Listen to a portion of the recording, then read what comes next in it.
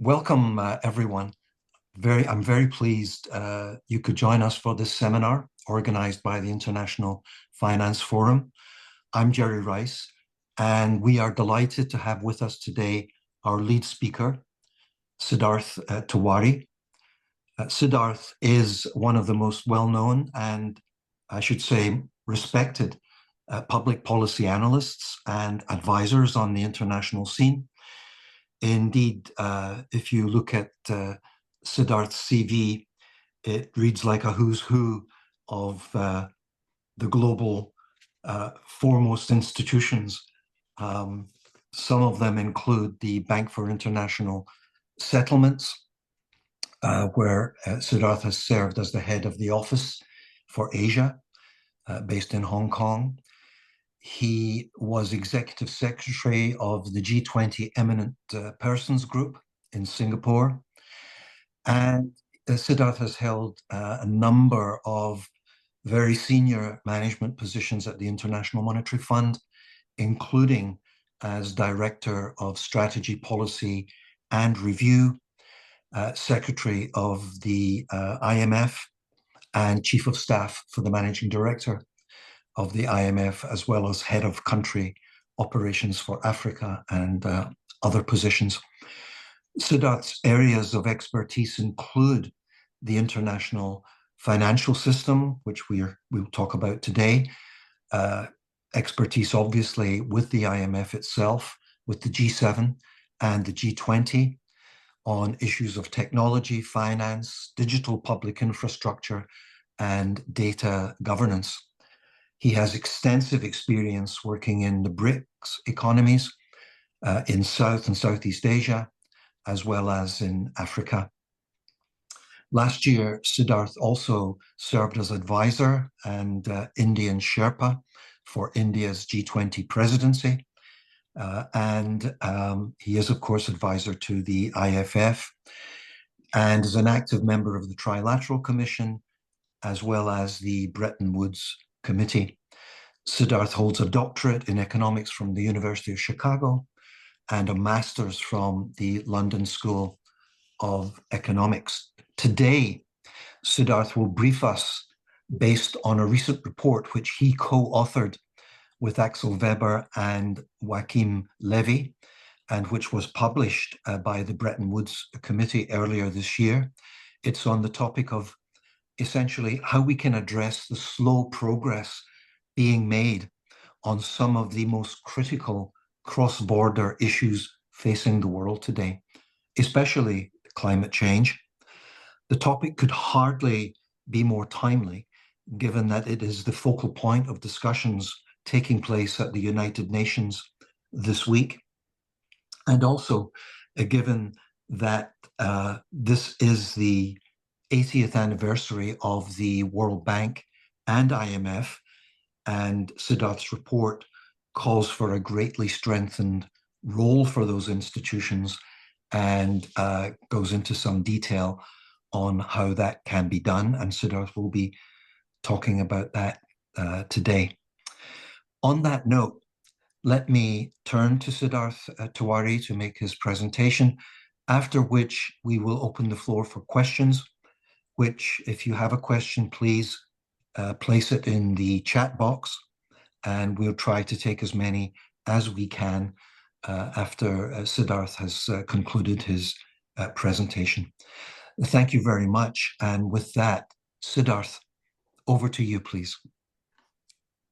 Thank you, Gerry, and a very kind introduction, and I hope I can live up to it in the next 30 minutes. But I will present to you the Bretton Woods Committee report on plugging the gaps in the international financial architecture as applied to climate. And it's a report that took about 12 months to write with input from a wide array of people. So we have come through a long period, 80 years, as Gerry just mentioned, of a period of prosperity. It is clear that multilateralism, spearheaded by the international financial institutions, has helped enable periods of high growth, fueled by the expansion of globalization in goods, services, information flows, and people-to-people exchanges, which have benefited large parts of the global population. While serious financial crises did occur during this time, they were addressed forcefully by national authorities with the help of multilateral institutions. With the economic pie growing, most countries benefited, and large swaths of the global population were lifted out of poverty. In Asia, China, India, Indonesia, prime examples of this. But there were also some people or parts of the population that was left behind as they faced fewer employment opportunities in both advanced economies and middle and low-income countries, with negative consequences for incomes and social cohesion. The support for the multilateral system also weakened in this time. Then we come to the last 15 years or the last 10 years. And I think most people will say that three challenges currently threaten the 80-year record of rising global living standards and poverty reduction. First, it is widely recognized that the crisis in the global commons, and used here in a very broad sense to include cross-border challenges that do not fall into national jurisdiction, such as climate, pandemics, technology, having an increasingly negative impact on the global economy. Second, without effective collective action, these challenges risk becoming even more urgent over time. Third, despite this recognition, most people agree that progress in addressing them has been too little and too slow. Understanding the reasons for this impasse and finding a way forward, as Gerry mentioned, is the motivation behind this report. Taken together, not only have these developments eroded the hard-won gains in health, education, productivity, but in addition, almost all indicators of the UN Sustainable Development Goals have suffered a setback.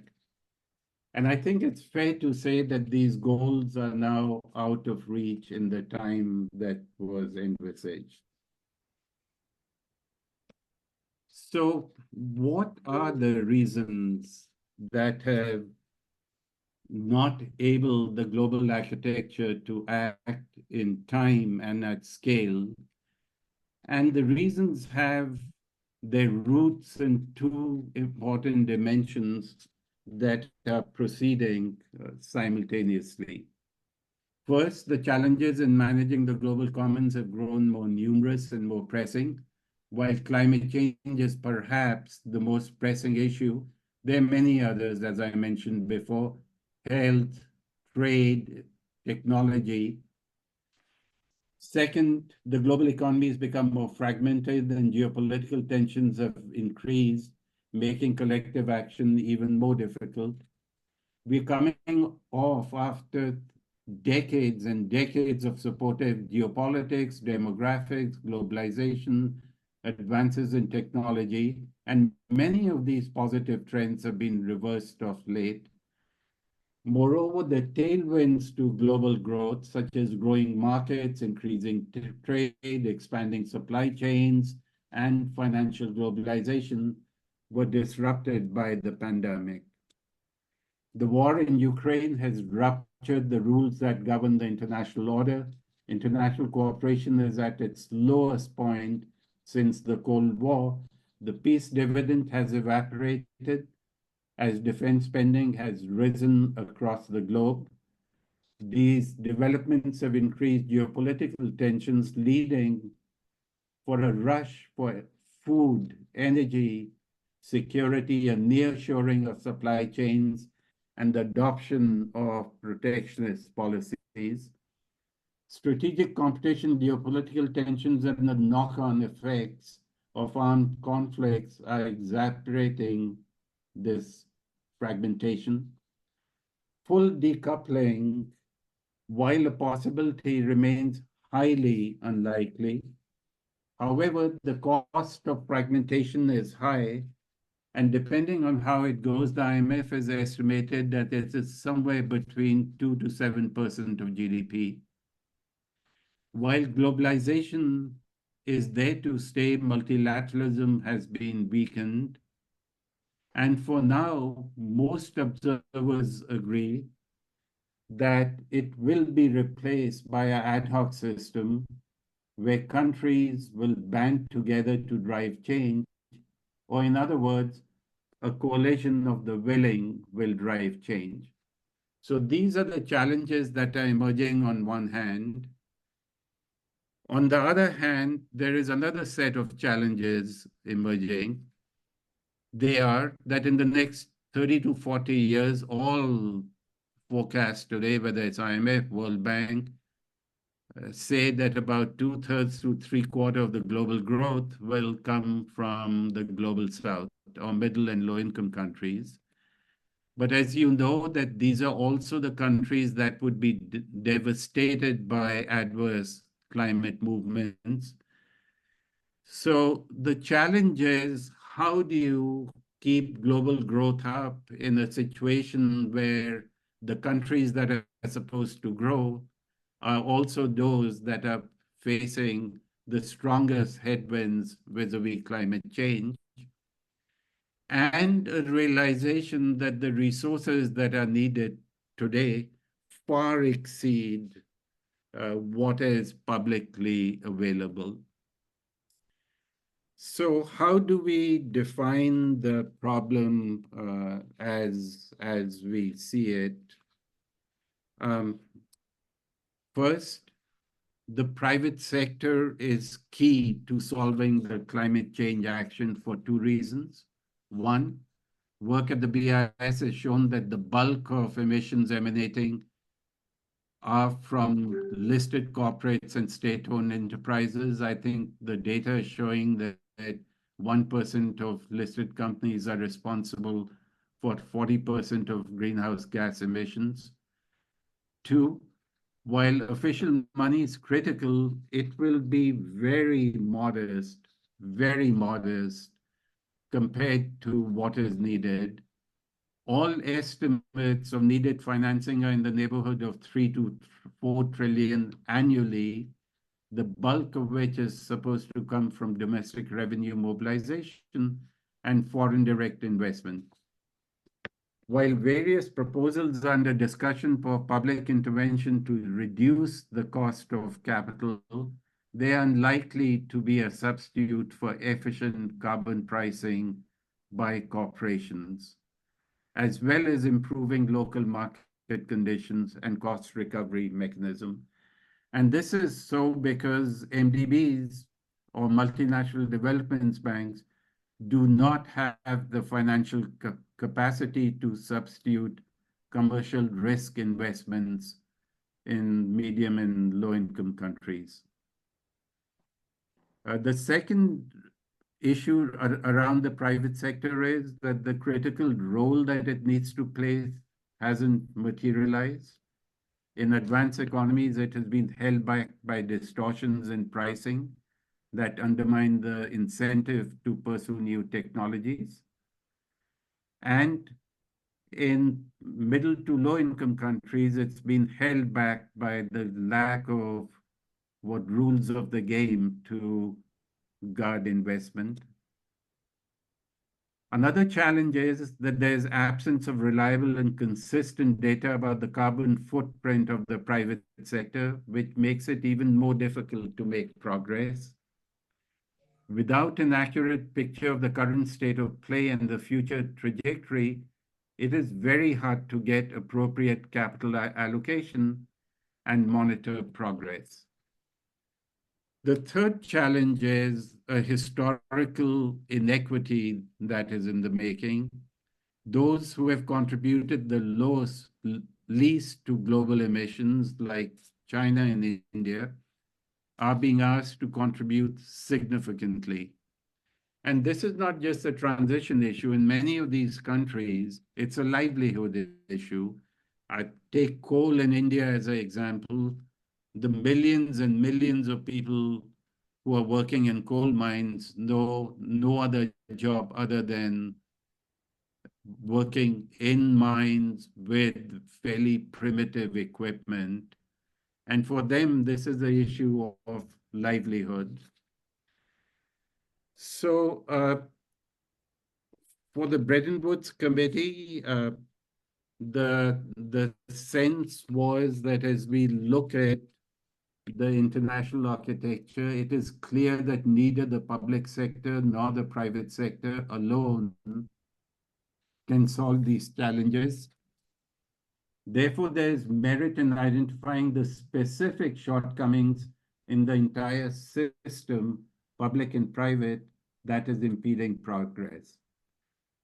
The group's analysis suggests that a gaps-based framework can be usefully applied to challenges of the global commons. With respect to climate specifically, three gaps exist in both the public sector and the private sector. And these are gaps in governance, gaps in implementation, and gaps in accountability. Both sets of gaps need to be addressed, as filling the public sector gap will create an enabling environment for the private sector. And finally, what we have come to realize is that the gaps analysis can be applied to a whole array of topics, whether it's the payment systems, technology, or data governance. And that's something we hope to exploit as we go forward.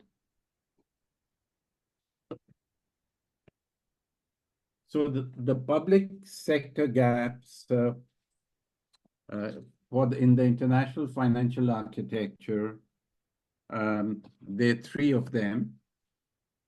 First, on governance, despite the existence of the UN framework on Convention on Climate Change, there is no institution that has the overall responsibility to coordinate the global climate change policy and system-wide financial effort. There's absolutely no institution that is doing this right now. This includes assessing and coordinating the necessary financing, as well as fiscal policies. Without this, the effort will necessarily be disjointed and inefficient, and it is guaranteed to slow progress. On the implementation side, there are no public institutions effectively leading and coordinating implementation in a transparent manner using international best practices. In addition, there's a paucity of specific financing mechanisms focused on climate and climate alone that have the appropriate safeguards and possess an effective surveillance framework. And three, despite the increasing involvement of the financial authorities, corporations, and the COP process, there is no permanent mechanism to ensure a periodic system-wide review of progress in financing and implementation plans. The absence of accountability mechanisms precludes effective monitoring in real time and also precludes mid-course corrections. On the side of the private sector, there are three sets of gaps. The first one is a gap in governance. And here, mechanisms to establish transparent, effective decarbonization stock taking goals and strategies are inadequate. Adequate data on the carbon footprint of the business sector and SOEs is lacking, as I mentioned before. And this impairs the working of the price discovery mechanism. On the implementation side, there's insufficient information, regulatory and financial instruments to facilitate climate change investment at scale. Furthermore, little clarity exists regarding relative prioritization of activities for mitigation and for adaptation of economies to climate change, as well as to its impact on the value chain in different geographies.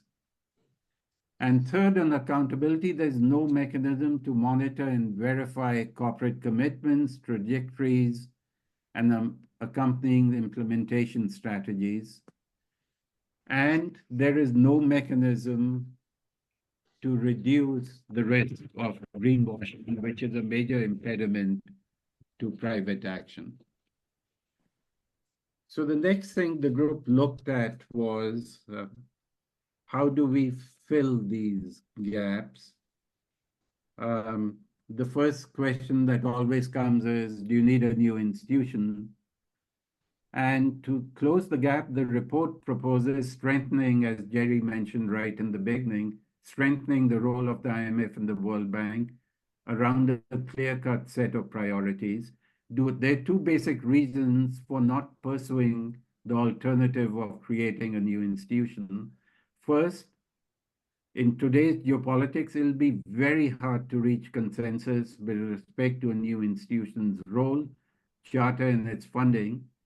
And second, even if we reached an agreement on a new institution, it will take at least a decade for the institution to gain the necessary scale and expertise to have impact.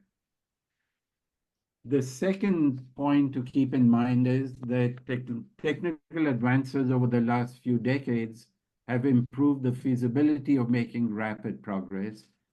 In particular, innovation has dramatically improved the economics of reducing carbon emissions.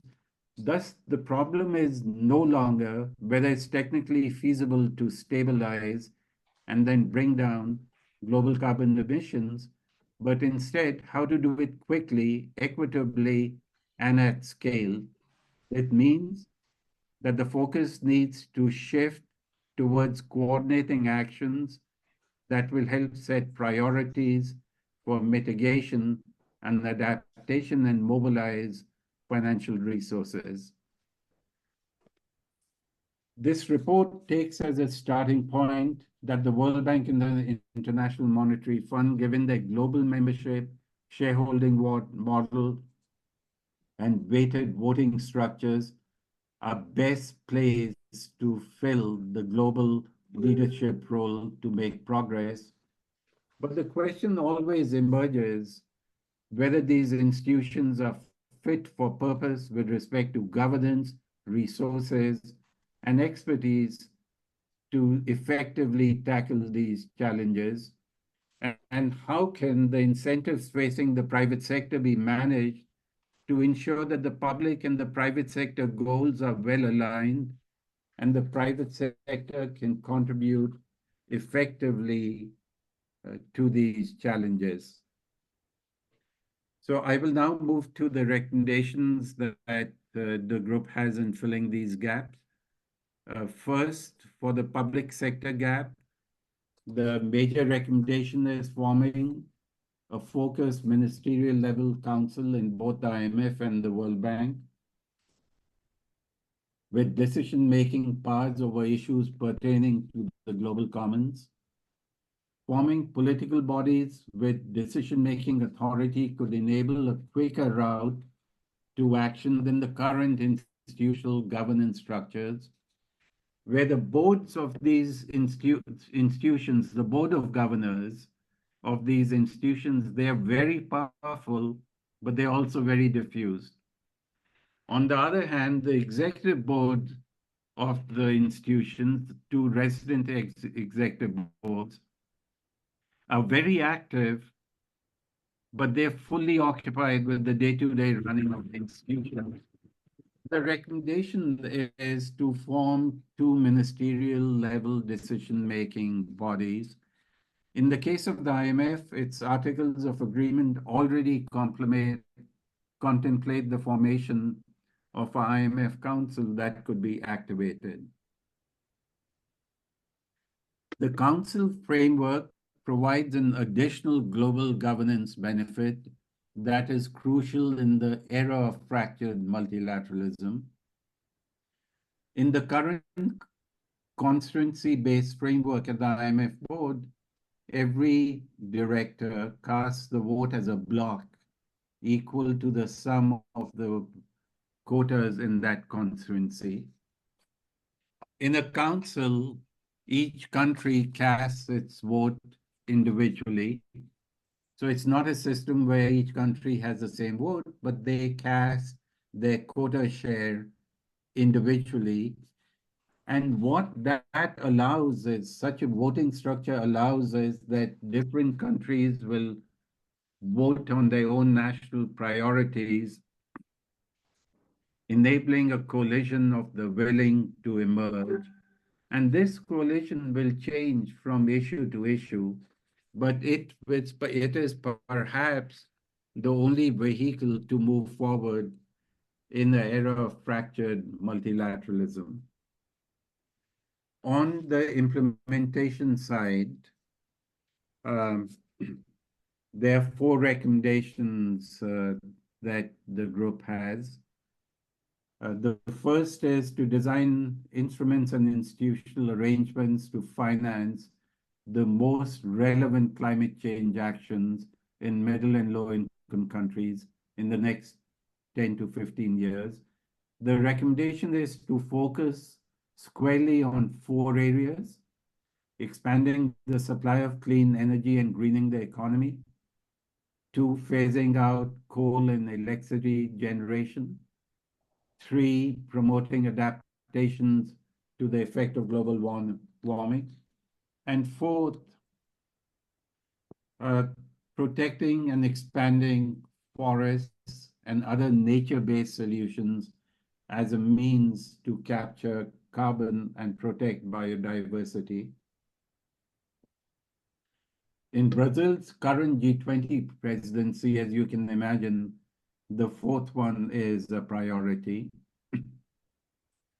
The World Bank could issue climate-related financial instruments, and part of new paid-in capital could specifically support the issuance of climate-linked bonds. The World Bank should also play an increasingly important role in coordinating climate policies and development institutions across the developing world, and enhancing the transparency and effectiveness of the system.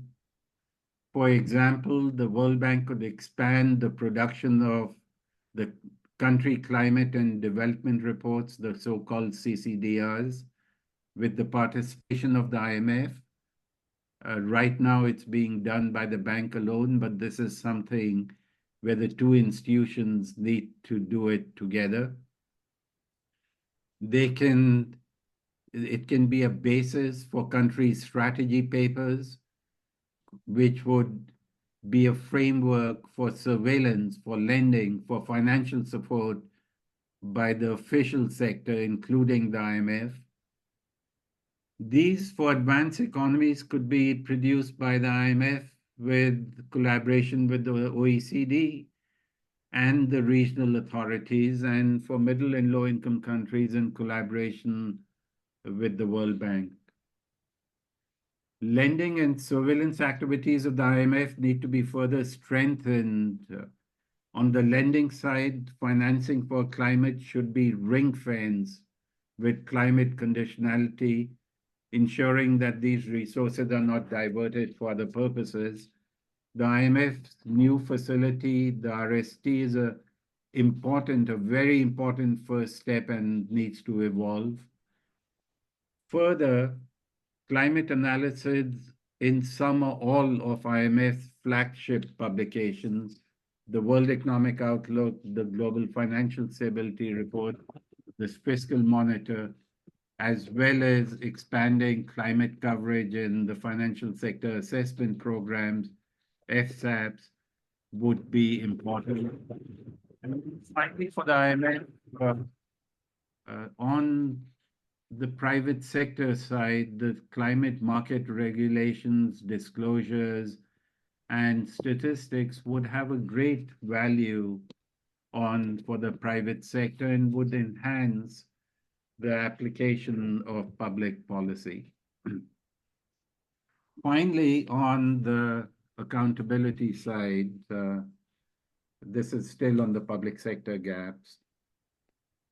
I have been involved in several of these reports. There's one or two reports a year that emerge on what the gaps are, what the analysis is.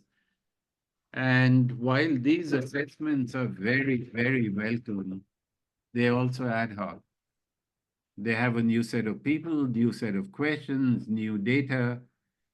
And so while they are welcome, they are absolutely no substitute for establishing a permanent mechanism for conducting system-wide review of the progress in financing and implementation plans. The independent evaluation officers of the multilateral institutions have gained sufficient experience to play this role, since each of these institutions is now engaged in helping address the global commons challenge. The appropriate permanent mechanism for conducting this assessment will be the collective of various independent evaluation officers with adequate interaction with existing evaluation bodies like the IPCC. On the private sector side, moving to the filling of the private sector gaps, as you probably already guessed, in terms of governance, the key recommendation here is to enable the markets to price risk based on all available information. In the absence of this information, risk will be mispriced, leading to a misallocation of capital.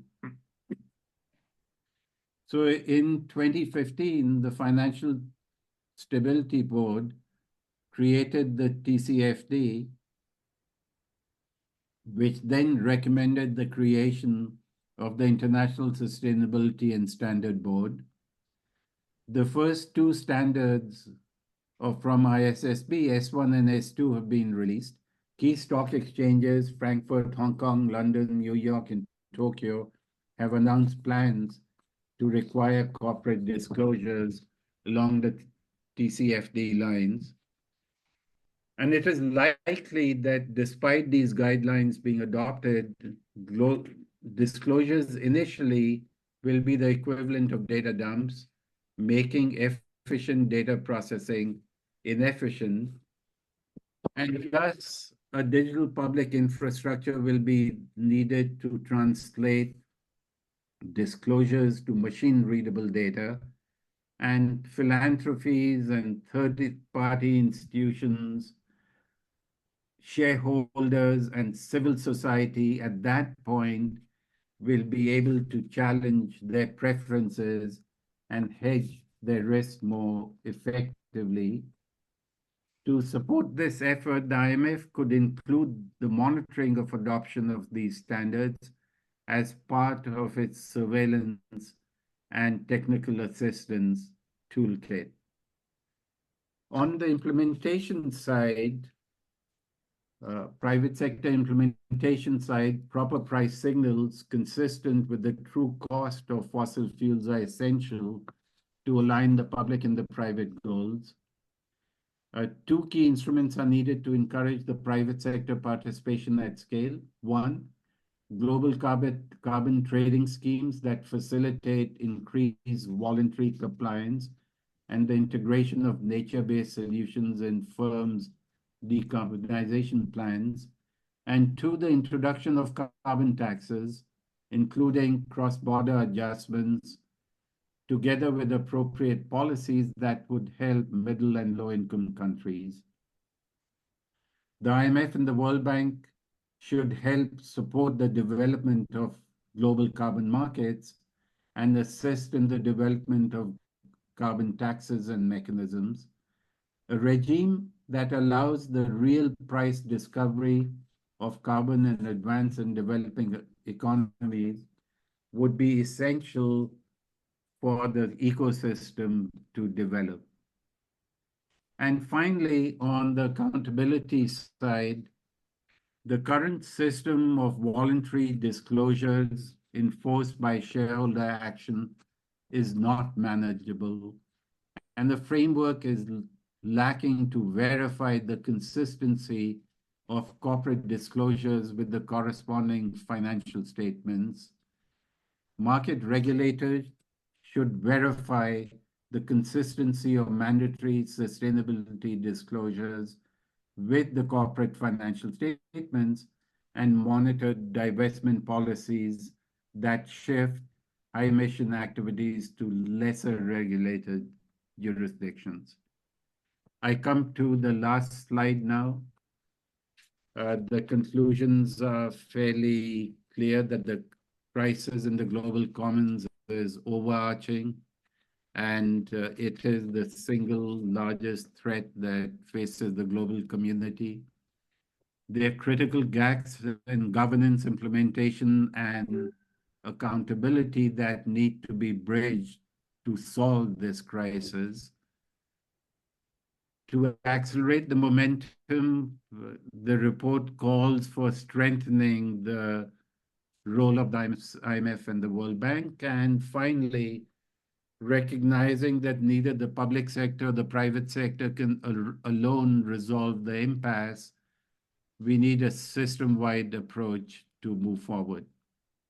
Thank you, and I'll give this back to Gerry now. Thank you very much, Siddharth. This is clearly a big, bold set of proposals here, and thank you very much for explaining it so clearly. And by the way, everyone, Siddharth's report, the report he co-authored with Axel Weber and Joachim Levy, we did send it to you with the invitation for this meeting. I do recommend it to you to read for a bit more detail.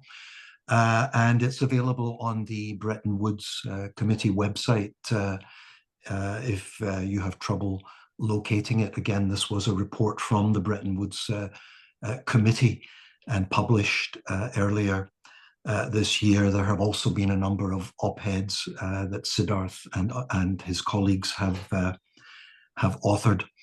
Siddharth, we have about 20 minutes before the closing bell here, and a number of questions have already come in. Given we have about 20 minutes, I'm going to cluster the questions, Siddharth, if that's okay with you. So maybe give you 2 or 3 at the same time, and we can probably have a couple of rounds. So the first set of questions are really about the role of what's been called the Global South in this issue. So one question is on that. How can the Global South, which is yet to grow, which was a point you made in your presentation, how can the Global South bear the burden of reducing emissions, which will further slow its growth? How does Asia get out of this? So that's one question.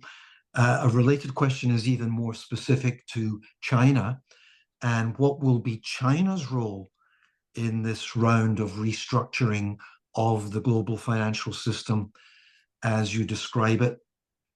And then perhaps the biggest issue in many ways, which again you touched on, Siddharth, is central to your report actually, is the question of additional financing. How would your proposed approach lead to the kind of massive increase that is required? Siddharth, why don't we clutch those and then we'll come back with a second round. Over to you. Great. So as you as you mentioned, I think the single largest challenge right now is how to keep global growth up.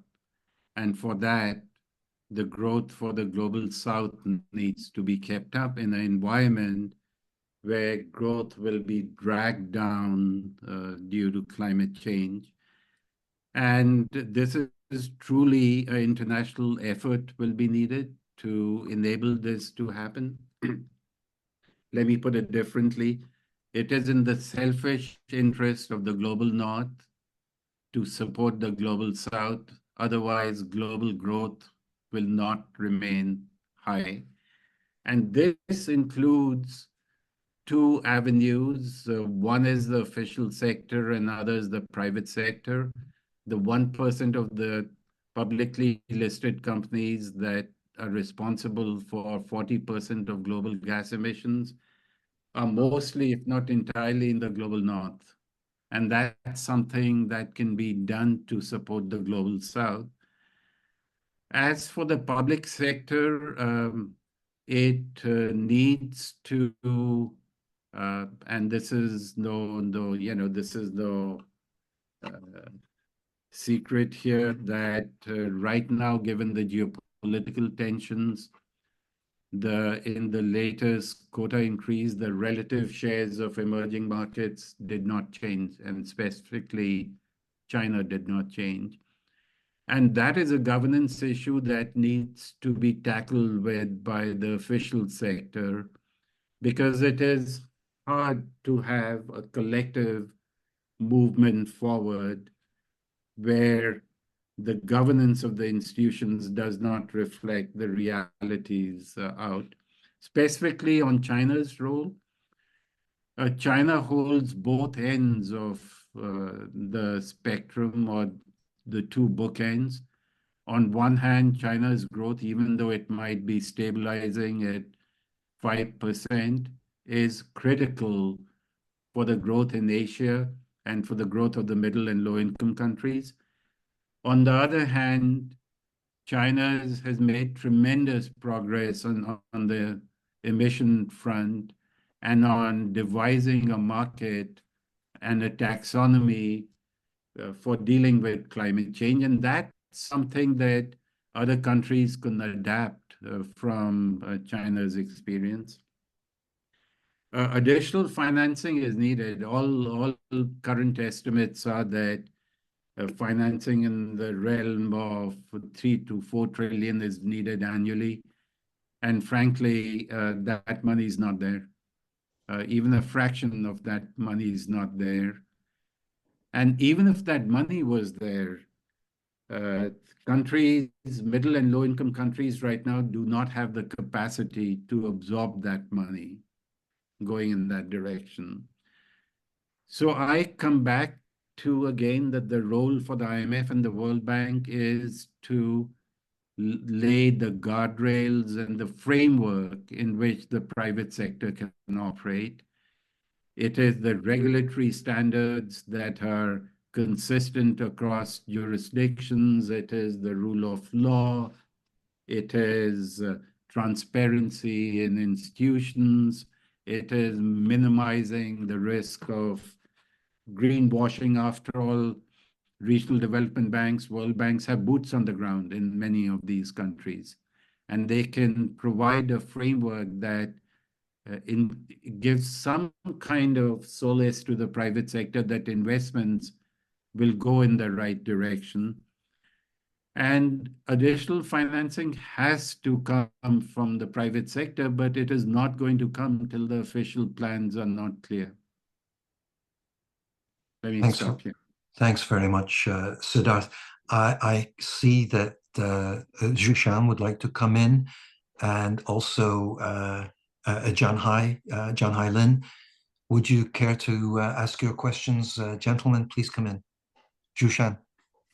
Thank you. I think this is an excellent presentation and also very in-depth analysis. So in principle, I couldn't agree more. Now it's time we think seriously how that we should go forward. But as you said, Sadesh, given that the geopolitical tensions and also politicians probably around the globe they are more short-sighted and to some extent inward-looking. So to really ask for massive additional resources probably is not so feasible. I'm sorry to say that. So given that will be something ahead of us, and whether that particularly for MDBs like World Bank, and based on the support of the major shareholders to address global comments like climate change, they also make efforts more in terms of financial independence. What I mean is, with a guarantee, with the equities, eventually that they're able to mobilize resources more independently, rather than periodically asking for donors to fill at what is needed. The other thing, probably based on my experience in the World Bank and other MDBs, probably is urgent need to change the operating models. Because over 70 years, in the case of World Bank, mostly you only do the sovereign lending. But now the issue is, in the markets, sovereign lending is a very small fraction of financing flow.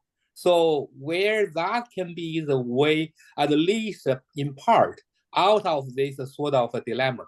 So that probably is my two questions. Thank you. Thank you, Zushan. Let's take Janhai's question and then back to you, Siddharth. Janhai. Good morning. Thank you very much, or good evening. Siddharth, your report covers really such a hugely important topic facing the world, as you call it, common challenge. I totally agree. Climate change, AI, digital revolution, these are truly, huge topics. So, we need to discuss. Now, I just have two small questions. One is regarding financing. Clearly, a lot of people mention the special drawing rights, the so-called money issued by the IMF, whether special drawing rights can be made useful for helping filling the gap or for helping lead this effort forward, to trigger private sector inflows to developing countries. That's one question. Now, second question is to addressing the climate change in the global south, as you call it, clearly requires also technology and knowledge sharing between advanced economies and these developing countries. How can that happen? Thank you very much. Thank you, Janhai. Siddharth, there are a number of questions in the chat box there, and I think Zushan and Janhai cover at least some of the topics that are mentioned there. So I think we can probably close off with this round of questions, which let me add one more, Siddharth. A very important part of your proposal is this idea of councils, new councils with real political decision-making teeth. I just wanted to add to the questions you already received, just how politically feasible is it that these councils would gain support and come into being? So with that, Siddharth, back to you. Thank you. Let me just go through the questions as they emerge. And I completely agree that there's a lack of resources available, and the two-pronged strategy is, I think in the group's view, is the only strategy that would work. And the two-pronged strategy is, on one hand, the official sector needs to reduce risk for the private sector. And you can only go, that far. There can be better policies, better institutions. There's some talk of first loss provisions being taken by the official sector. So there's a wide array of policies, risk insurance, a different role for meager in the World Bank to minimize the risk that the private sector takes. So that's one set of policies. And the other set of policies is that, frankly, both for BlackRock and others, they constantly tell us that they have 109 trillion on assets under management. But these institutions don't have the necessary data to act on their shareholder responsibilities because the carbon footprint of the corporate is not known. And if that was known, you could begin to see shareholder actions, civic society pushing corporations in a certain direction. And the combination of both of these is, in the group's view, a good way forward. While these discussions were going on, there were consistent recommendations coming out that the IMF should have a quota SDR allocation every year of 500 million or billion. SDRs are not free money. They add to global liquidity at a time when inflation was high. There's a question whether this is the right way to go. Second, SDRs go to advanced economies and not middle and low income countries. I think the ratio is 70:30. And third is that these SDRs, official money can leverage private money. It can't substitute private money. And so the SDRs are very useful in this framework, but since the IMF does not borrow from the markets, unlike the World Bank, this kind of climate capital it cannot be leveraged in the IMF the way it can be leveraged in the World Bank. That a small amount of official money leads to 10 times, 12 times the amount that can be leveraged out. So SDRs, I think in the group's view, are not a lasting solution. It's a one-off injection, and certainly not in an era where inflation is high and it's taken 2.5 years to bring it down. On technology, I think the group had the biggest fear was that there would be a huge technology divide. And there are two ways to think of it, that I think middle and low income countries do not have the resources to invest in mitigation. That will happen in the advanced economies, and some conduit needs to be found for responsible transfer of technology on the mitigation front to middle and low income countries. On the other hand, the IMF and the World Bank, regional development banks, national institutions can help on the adaptation front, which is extremely important. And that is where the difference should be, that the focus from the official sector needs to be on the adaptation front, and the private sector has to carry the transfer of technology. There is a big risk that many people worry about, whether there would be a technology divide, and that's something we need to be very careful about. Finally, Gerry, on the council, how politically feasible it is, at least in the IMF, it does not need, you do not need an amendment of the articles. All that is needed is the activation of the council.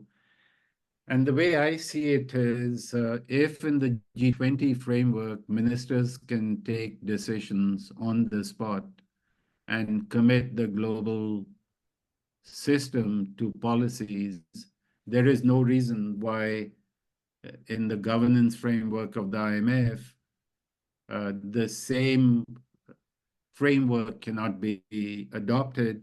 And frankly, it will take a G20 framework where the 21 countries around the table to a 192 framework where 192, 93 companies are around the table, and it's democratizing the decision-making process. So it's not in terms of governance, it is very similar to the G20 framework, but in terms of impact and ownership, it is huge because it's global and not 20 countries. I'll Great. stop here. Thank you very much, Siddharth, and thanks to everyone for the questions in the chat and the live questions as well. We are almost at the closing time, so I think I will draw our event to a close just now by thanking Siddharth profusely for being with us today and making this presentation on what is a very significant report, which I think will have a long tail. By that, I mean, I think it will be discussed for quite some time because there are so many very important ideas put forward there and proposals.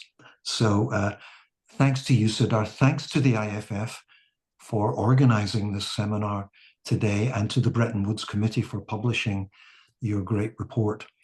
And we will be having another seminar with the IFF next month on the topic of the need for reform of the Bretton Woods institutions. So a nice complement to what Siddharth has given us today.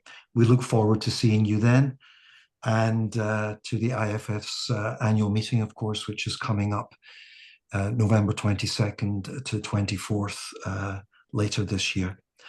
On that note, thank you, everyone.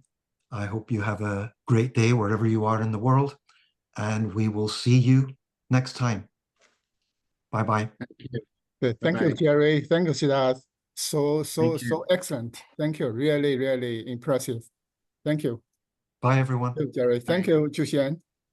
Thank you, everybody.